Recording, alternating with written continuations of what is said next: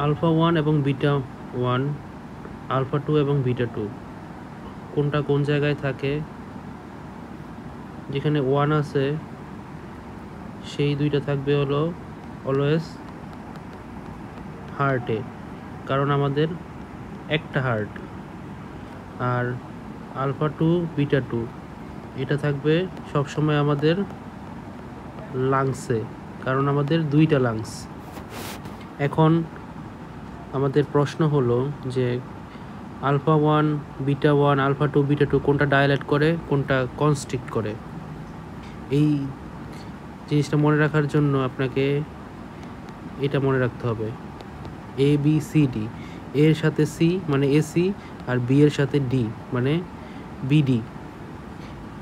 এ মানে এ দিয়ে হলো আলফা, আর সিতে হলো কনস্ট্রিক্ট। আলফা অলওয়েজ কনস্ট্রিক্ট করে এবং বিটা অলওয়েজ ডায়ালেট করে, বিটা অলওয়েজ ডায়ালেট করে।